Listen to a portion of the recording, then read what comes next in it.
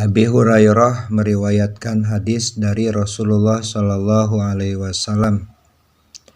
As-salatu imaduddin. Sesungguhnya salat itu adalah tiang agama. Wa fiha asyru hisolin. Dan dalam salat terdapat 10 perkara yang baik. Zainal wajhi. Yang pertama, salat dapat mencerahkan wajah. Wa nurul qalbi, dan salat itu dapat menerangi hati. Wa rohatul badani, salat itu akan membuat badan menjadi segar.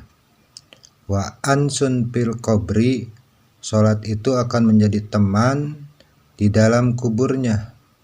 Wa manzilur rahmah, dengan salat akan turun rahmat Allah. Wa miftahus samai, dan dengan salat pun akan dibukakan pintu-pintu langit. Wa siklul mizani, dan salat itu dapat memperberat amal kebaikan pada hari mizan. Wa marudatu rabbi, dan salat itu dapat membuat Allah ridho.